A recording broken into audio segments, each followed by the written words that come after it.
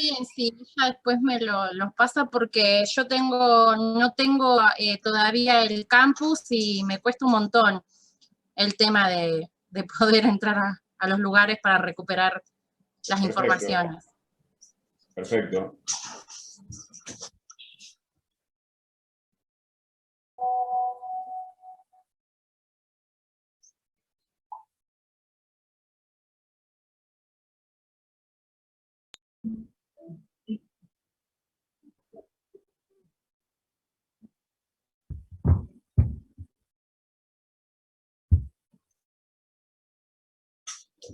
Perfecto, muchas gracias. Rocío, vos también que estás pidiendo permiso para grabarla, ¿querés grabarla? ¿Sí? Ya está.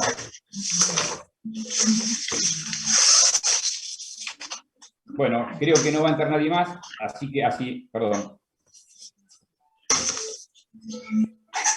Yo lo único que les pido a todos, y ahora si entra alguien más le vamos a dar autorización, obviamente, es que yo voy a entrar a mi Zoom a las 8:10. O sea que desde las 8:10 hasta las 8:15 me gustaría que entren todos, así después no pierdo tiempo viendo quién se está queriendo conectar. Esto como primera medida. Como segunda medida, sigue entrando gente, como segunda medida, la idea de tener un Zoom propio, ¿no?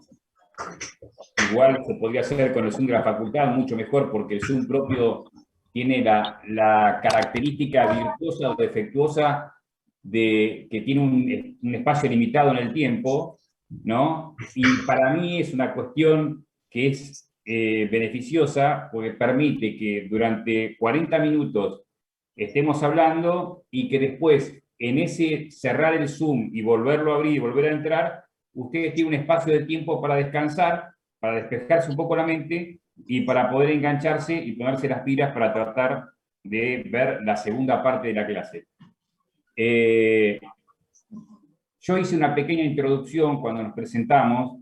Ayer di la primera clase de contratos. Si ustedes me escuchan bien, díganmelo, porque ayer se quejaron todos los vecinos de mi edificio porque parecía que estaba gritando, ¿no? Claro, es como si estuviera dando clase en la facultad, en un aula que es inmensa, entonces lo hacía desde mi departamento y bueno, me tuvieron que llamar, me llamaron la atención.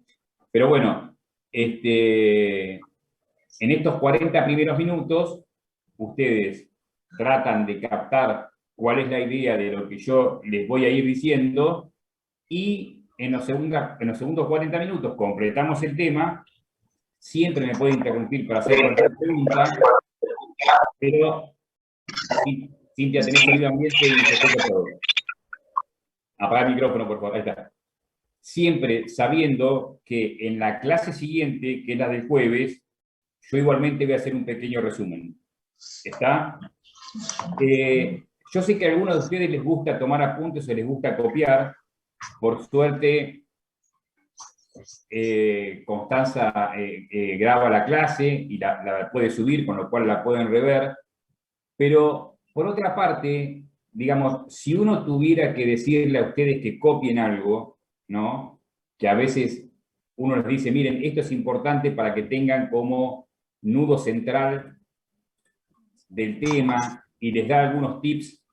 Por ejemplo, cuando veamos ciencia del derecho en Alfros, que es un poco, es un poco más difícil la comprensión, entonces yo digo, miren, les doy estos tips, cópienlos, que les va a servir como resumen, pero si yo tuviera que decirle a ustedes que tomen apuntes, yo no haría otra cosa que repetir lo que está en los libros.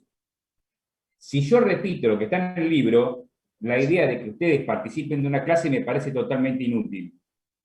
Porque, digamos, el docente lo que hace cuando da la clase es tratar de bajar del libro a ustedes y de explicar lo que dice el libro.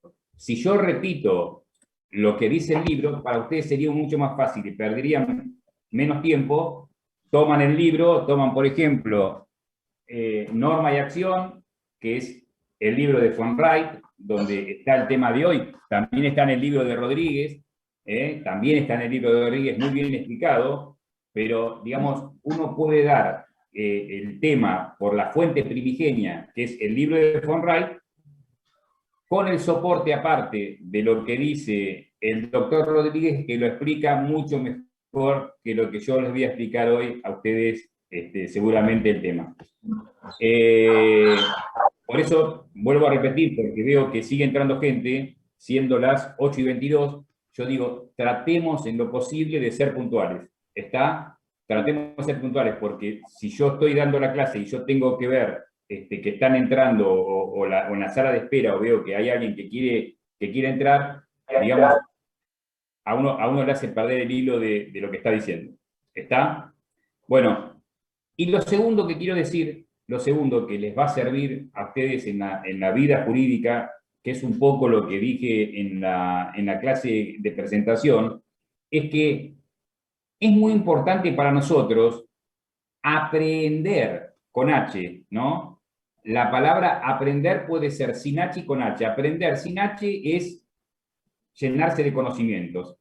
Aprender con H es entender la información que uno recibe, procesarla y después poder explicarla porque uno no ha entendido. Es como si a mí me dicen, por ejemplo, me explican cómo tengo que cambiar las bujías, ¿no? Me deberían hacer realmente un curso, porque yo de mecánica no sé absolutamente nada. ¿Está? Pero si a mí me explican dónde están las bujías, cómo hago para sacarlas y cómo hago para cambiarlas, digamos, yo es algo que lo voy a saber hacer toda mi vida. Porque una vez que yo elaboré la situación, Agustín, tenés sonido ambiente, por favor. Una vez que, no te das problema. Una vez que uno elabora el tema y uno lo razonó, uno después lo va a saber siempre. Y ustedes me dicen, pero vos quedás una materia codificada como contrato, que es Civil 3. Dice, ¿no hay cosas que tenemos que saber? Sí, obviamente. Uno tiene que tener determinado contenido. Pero después, cuando ejercemos en la profesión, esperen que voy a centrar a 2 personas más. Cuando sigue entrando gente. Cuando ejercemos la profesión, nosotros tenemos al lado todo el soporte de legislación, de jurisprudencia, podemos googlear absolutamente todo lo que se nos ocurra. En la época, sí, me estoy vendiendo la edad, ¿viste? Entonces le doy la razón a Lucía de haberme tratado a usted, pero digo, en la época mía, nosotros teníamos los códigos, teníamos los libros, y nosotros cuando nos poníamos a estudiar llenábamos las mesas.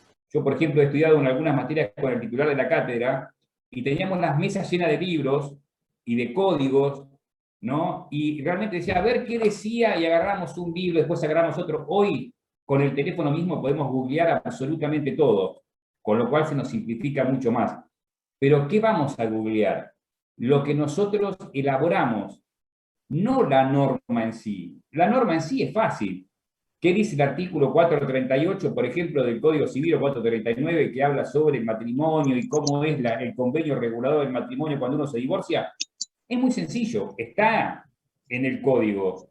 El tema es haberlo entendido, digo, esto no es tema de hoy, pero digo, haberlo entendido, haberlo comprendido, para que si nosotros somos abogados en un proceso de divorcio, sepamos qué significa que al interponer una demanda tenemos que acompañar sí o sí, que es un convenio regulador de todas las situaciones que están relacionadas con el matrimonio, como la responsabilidad parental, los alimentos, la atribución del hogar conyugal, la liquidación de la comunidad de bienes, etcétera, etcétera. Todo esto que está en el código, yo le estoy diciendo que si bien yo conozco, digamos, el artículo, pero conozco, digamos, cómo es el ejercicio.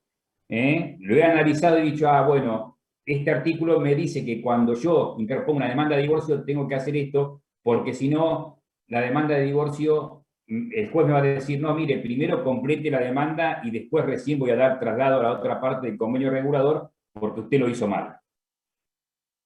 Y no solo eso, si yo, independientemente de conocer la norma, no la elaboré y analicé, y, por ejemplo, si alguien me dice, creo que lo vimos en la clase pasada, la doctora Rizzo lo dijo en un momento, los plazos son perentorios.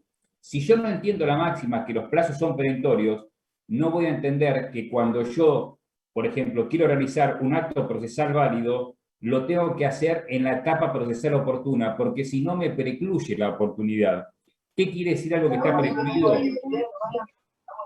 Gisela, sonido ambiente. ¿Qué quiere decir que está precluido? Algo que ya no lo puedo hacer, que tuvo su momento histórico y ya dejó de tenerlo. Sigue entrando María Castillo. Bueno, esperemos que sean 8:27 la última persona. ¿Me van siguiendo?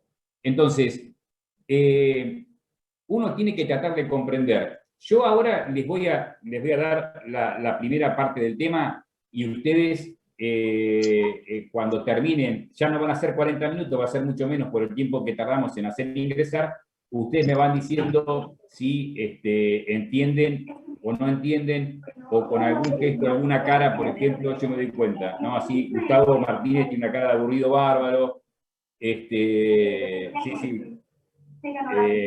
María Castillo está con un montón de gente ahí, espero que disfruten la clase. Bueno, las caras, lo gestual a veces es tan importante como lo verbal. ¿Está? Sí, no, solamente quería decirle que Gustavo, estaba prestando atención de cómo se maneja el sistema cuando uno hace las cosas mal. Gustavo, fue un ejemplo chistoso para que, aparte para despertarlos, ¿viste? Porque cuando uno le dice a alguien que tiene cara de aburrido, todos los demás hacen así y empiezan a poner cara como diciendo, qué interesante lo que está diciendo, dicho en palabras de mi ex, de mi enemiga actual, Lucía, que antes podía llegar a ser amiga, ahora después que me trató de usted no, dicho lo que dice el profesor, ¿no? Bueno, vamos a ver la Norman von Wright. ¿Me prestas un cuaderno para anotar?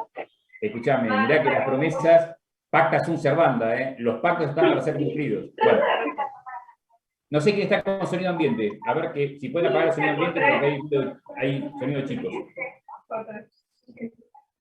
Sí, María, cerrá un poquito el micrófono. María Castillo, ahí está. Una cosa antes de adentrarme en el tema de George Henrik von Wright, que es el autor que vamos a ver hoy, les quiero explicar algo para que tengan en cuenta en toda la materia.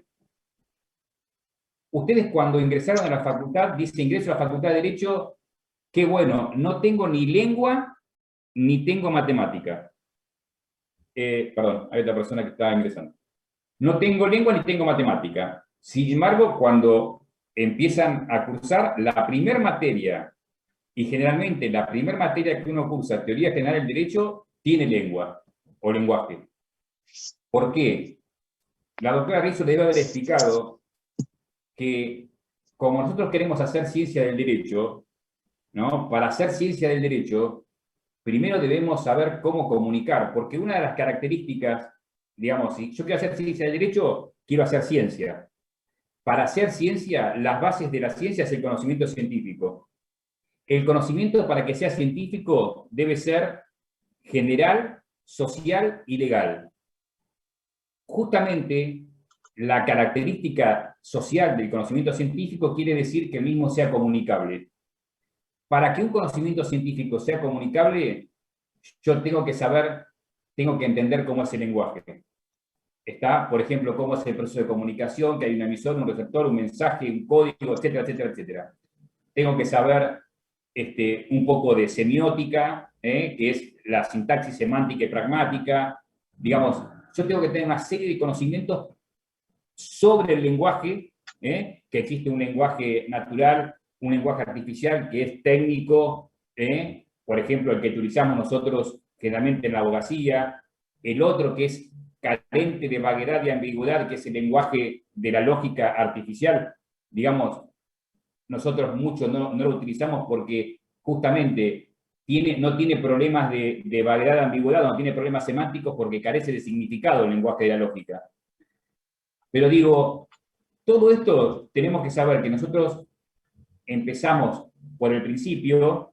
Yo estoy mirando al costado porque Facundo, y está entrando Galaxy A10, que no sé quién es. Por eso empezamos con lenguaje.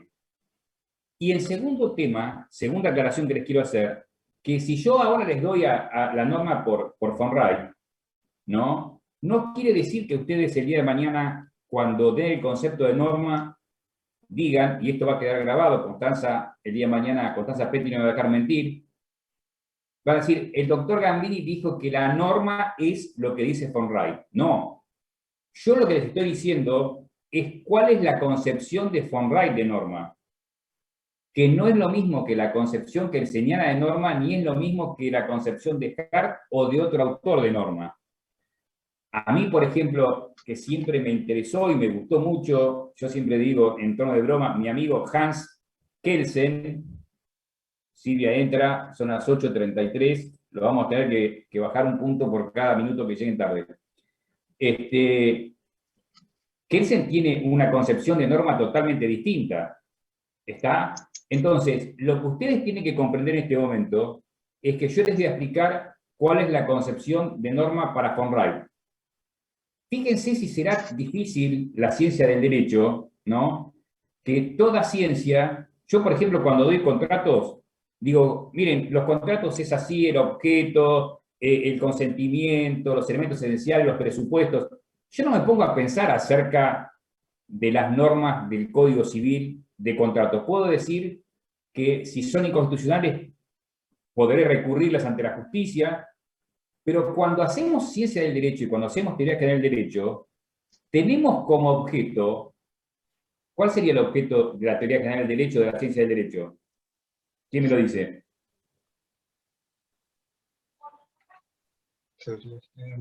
¿Alguien quiere decírmelo?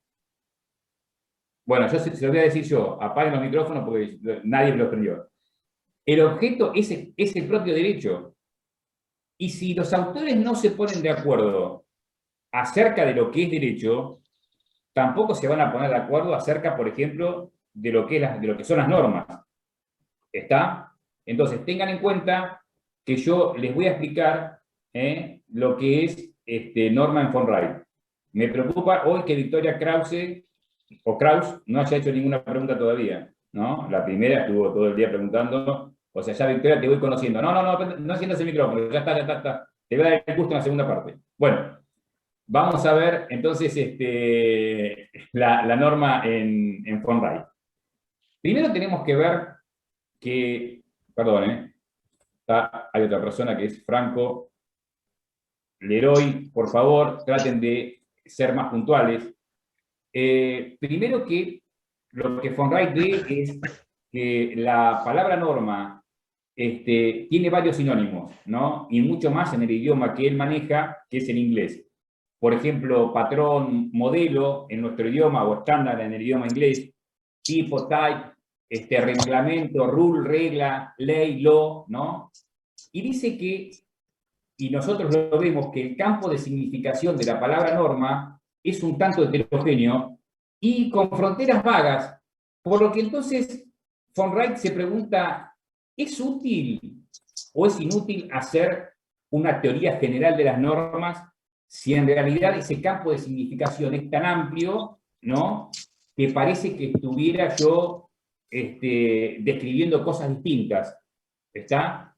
Sin embargo, él dice que no se puede hablar de ambigüedad en el sentido ordinario como nosotros utilizamos la palabra ambigüedad. ¿Sí, Franco? ¿Querés preguntar algo? Bueno, si no, apaga el sonido ambiente.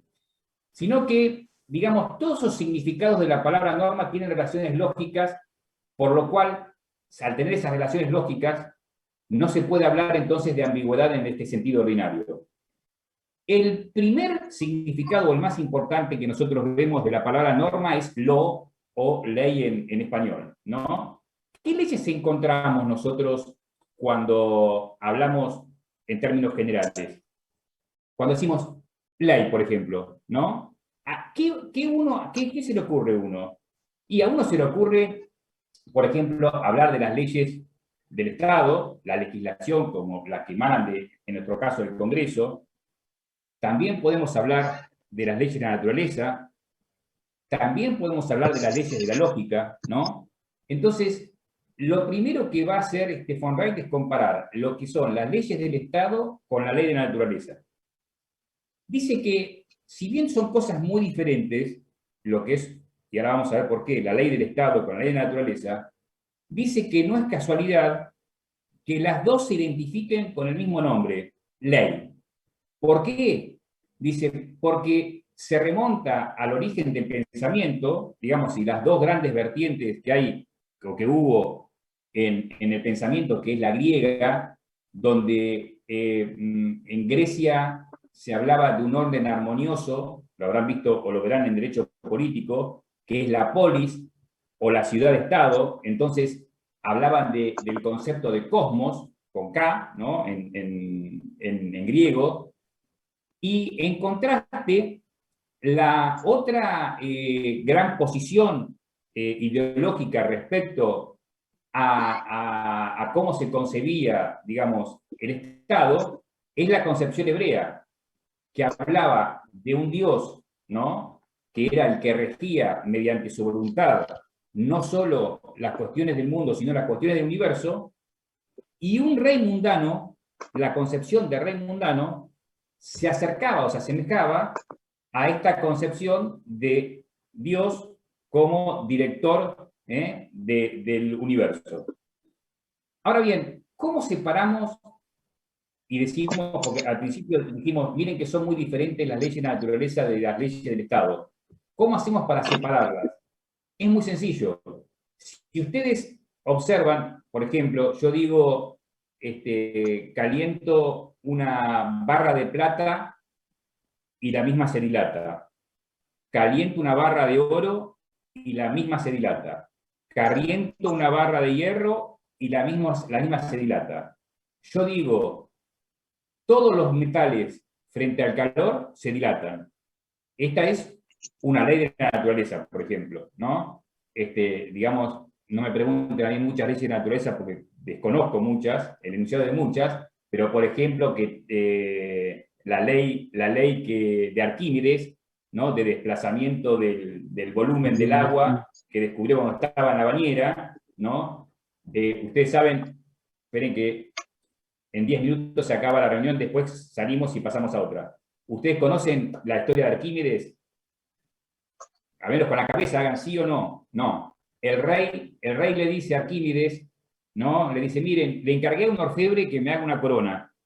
Y yo quiero saber, le di 5 barras de oro y 5 barras de plata. Quiero saber si el orfebre utilizó los metales o me robó. Entonces, Arquímedes, que era un gran científico, ¿no? Griego, tienen que dejar entrar a Gisela, no sabía cómo resolver el problema y estaba en los baños públicos griegos, en los famosos baños públicos griegos estaba en el agua, y cuando él veía que se sumergía, yo no me estoy sumergiendo, estoy sentado, pero digo, cuando él veía que se sumergía, se levantaba la misma cantidad del agua en proporción al peso sumergido. Entonces, ¿cómo hizo para investigarlo? Lo llamaron al orfebre y le dijeron, miren, yo voy a colocar la corona en el agua. Si desplaza la misma cantidad de metal que yo le di a usted, quiere decir que no me robó. Y el orfebre le dijo, perdón, señor, le dijo al rey, no me mate, me quedé con alguna barra de oro. Está, digamos, estas son leyes de la naturaleza, son leyes que describen a la naturaleza. Es la característica justamente de una ley de la naturaleza, que es descriptiva. Ahora bien, las leyes del Estado son prescriptivas, digamos, que ordenan, que disponen, que tratan de que el individuo se comporte de alguna forma y que impone alguna consecuencia que muchas veces hay que cumplir y muchas veces no puede hacer cumplir cuando el individuo no cumple con esas premisas. Si yo le digo que al que matare será reprimido con prisión de 8 a 25 años, yo no estoy describiendo. Yo lo que estoy haciendo es prescribiendo que aquel que realice determinada conducta va a ser castigado con la pena de prisión, por ejemplo. ¿Está?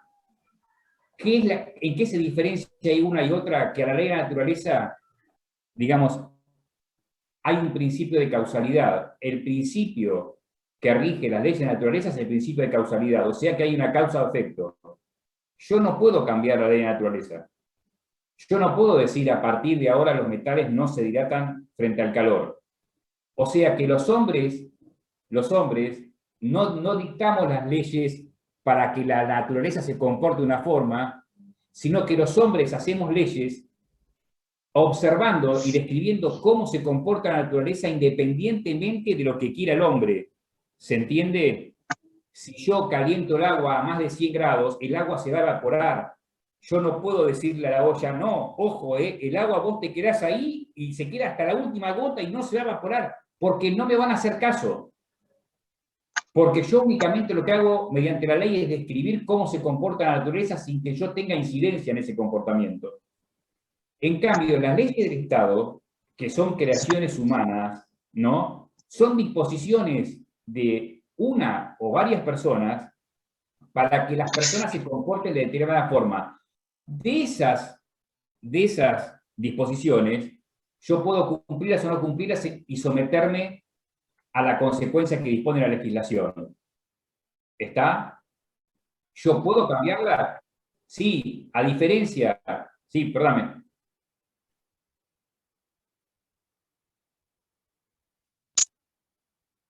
No está en la sala de espera, ¿eh? No la tengo en la sala de espera. Estoy acá... lo tengo acá acostadito, Lucía, así que... capaz que está poniendo... Fíjate que ponga las minúsculas y las mayúsculas de la clave, decile, por favor. Vuelvo a repetir. En cambio, las leyes del Estado, al ser prescriptivas, ¿no? Primero que es una creación humana. Y disponemos que hoy se haga algo y podemos disponer que mañana no se haga eso. O sea que como yo quiero que la gente se manifieste o actúe o la conducta de las personas, no responde a ninguna ley de causalidad, sino responde a un principio de imputación.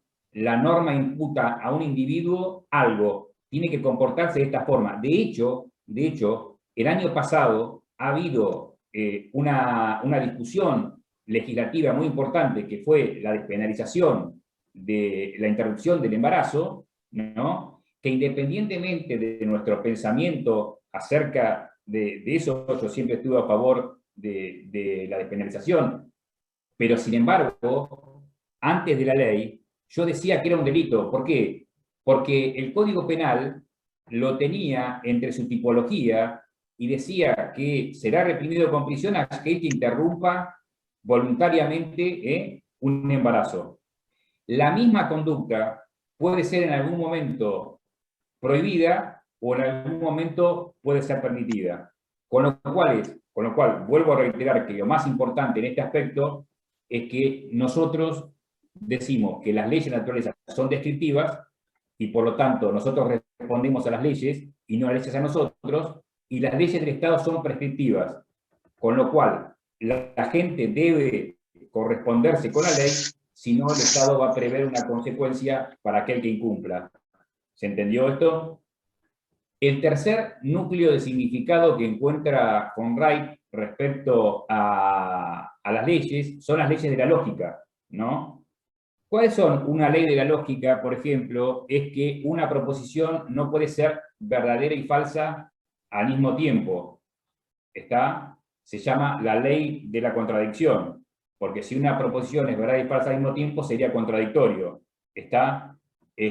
No puede llover y no llover al mismo tiempo, o llueve o no llueve. O, por ejemplo, toda proposición es verdadera o falsa, que es el principio del tercero excluido. Las leyes de la lógica son asimilables también a las leyes de la matemática, ¿no? Son juicios a priori que hace el hombre que no están basados en la naturaleza.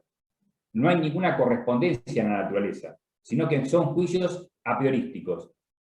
Entonces, von Wright se pregunta, como juicios a priori, ¿las leyes de la lógica estarían dentro del grupo de las leyes que describen o estarían dentro del grupo de las leyes que prescriben?